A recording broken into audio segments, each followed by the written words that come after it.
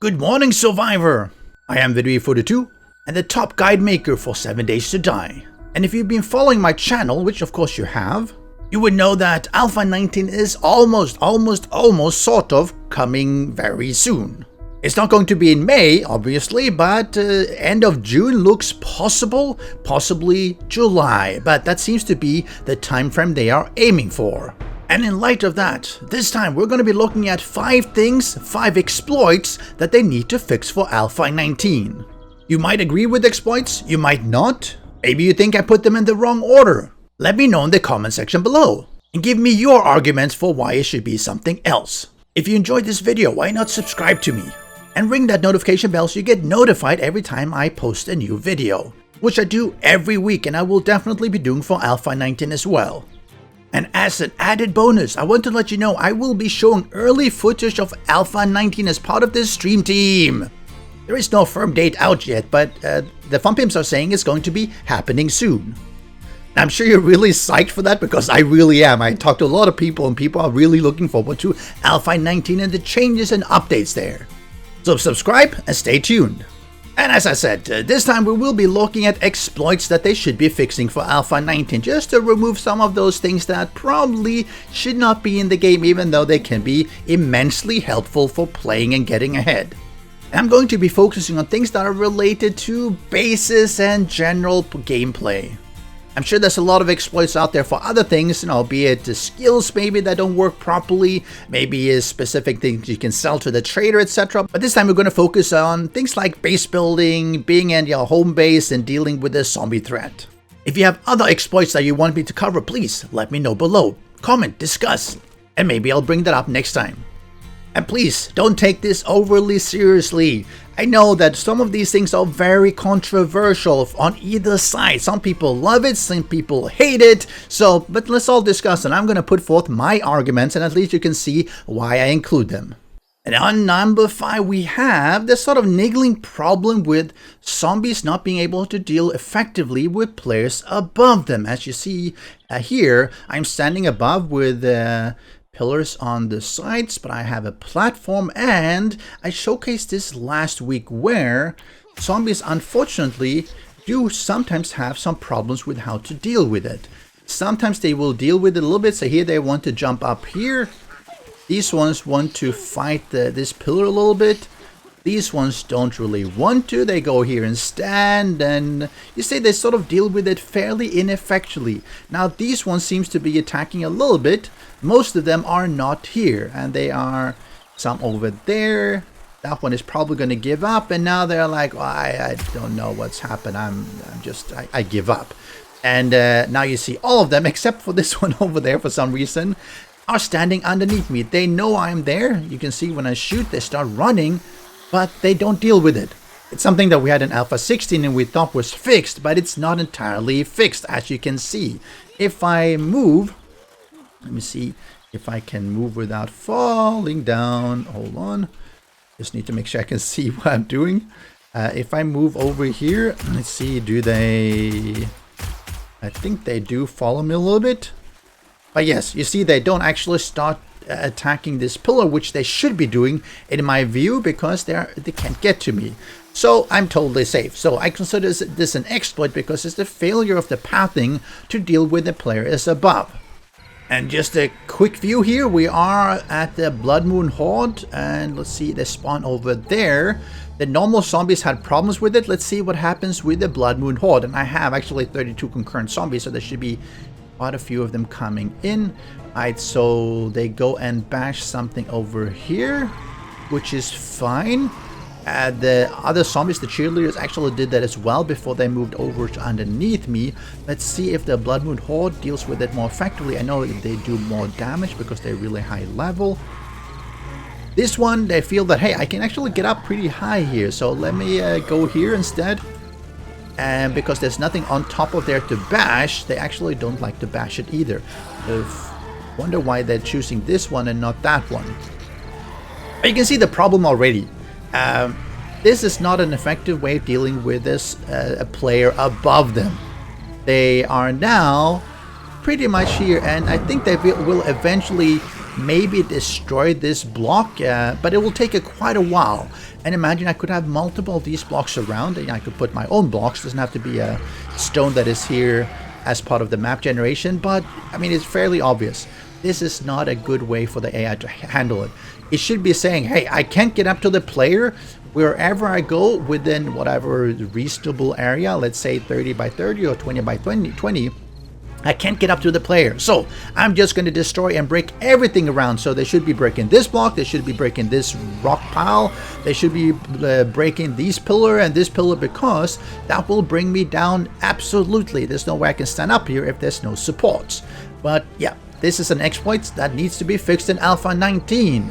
They are not dealing with it very well in Alpha 18 either, unfortunately. And on number 4, we have the omniscient zombies who know the block strength of all the blocks that are in between them and the player. And you can use this in the finger-based design that I stole from someone. Now, someone actually had made a pretty good one. I used that to showcase the mechanics. So what basically happens here, and as you know from the zombie AI, it actually knows how many health points a block has and how much they have in the path before they get to the player. So they know this one has a certain amount of block hit points, and they know that this door has a certain amount of hit points. But this one is open, so it's not counted, but these ones are. On this side, these ones are there, and this one is closed. So what does it mean? It means they will go here. And you might think, well, that's reasonable, that's all right. No. The problem when you're doing this as a game developer is that you miss out that it can always be exploited. What do you mean exploit? How can you exploit that they're going the shortest path ever? Well, right now they are going here. Seems reasonable, right? And let me do this. Can I close this one? Yes, let me close this one. And then I open this one. So let's see. Now I've changed the mechanics here. And now all of a sudden they go somewhere else. They decided, oh, let me not go here. Let me go here instead. This is a better path. And this is not good. This basically means that I can direct the zombies by having certain blocks in certain paths, opening, closing doors. I could use, obviously something else as well. I could use, normal wood blocks or maybe concrete blocks or whatever it is. But I can direct them. I can say, nope, you should go here or you should go there. And they will obediently sort of follow. They take a while before they really recalculate. And of course, they do some weird stuff, like now deciding that here is a good place to bash. But they will eventually go back to this path because I am directing them. I'm saying you're going A or you're going B. And I made a base that was even more efficient with this. So I could direct them to go along one line. I could tell them to go here, or I could tell them to go on the right side, left or right, depending on what I wanted them to do. So when these blocks were starting to get degraded too much, I would basically just say, no, you go over to the other side and I will just go and repair this one up to, well, in this case, it's unfortunately just concrete, but I could repair it up to steel, for instance, right? Because they can do that immediately.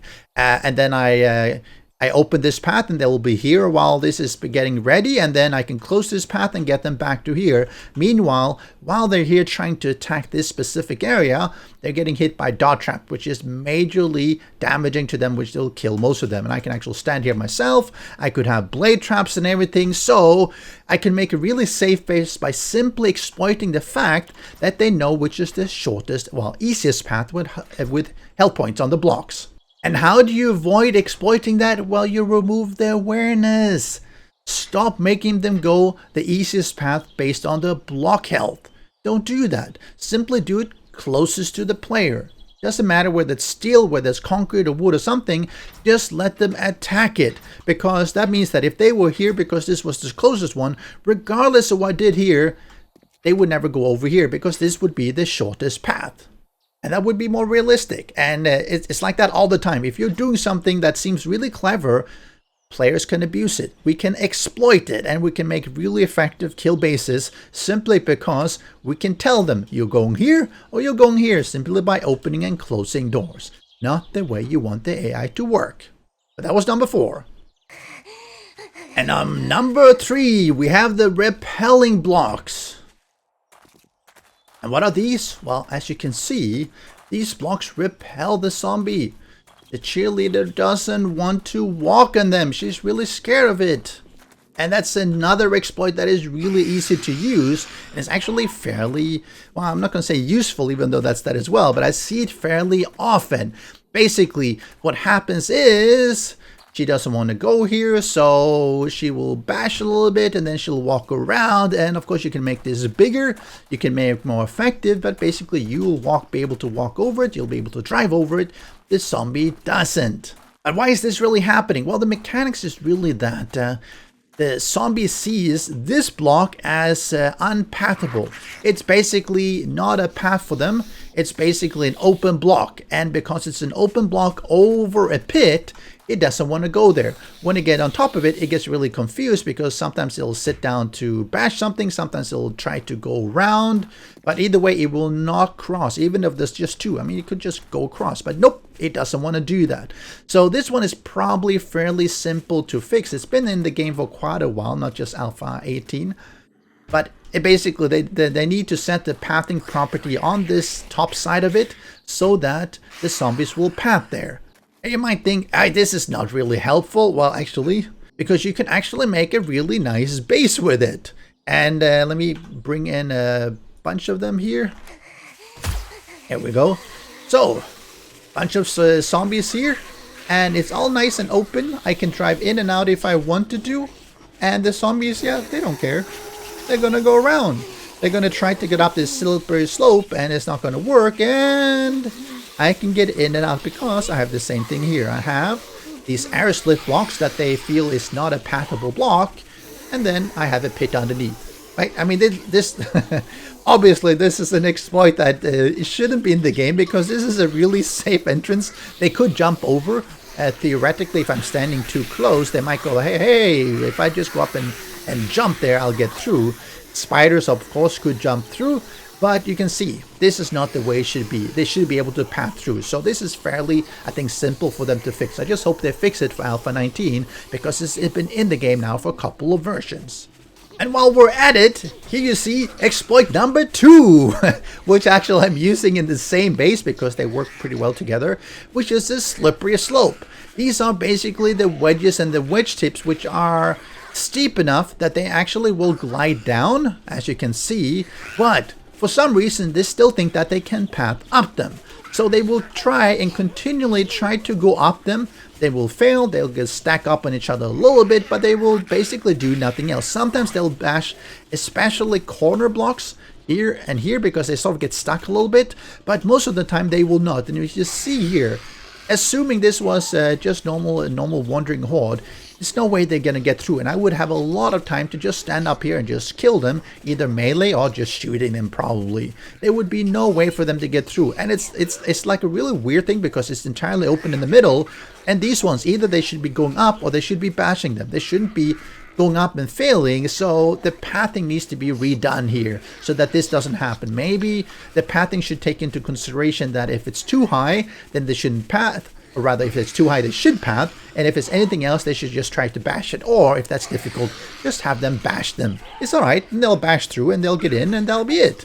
Problem solved. And exploit removed.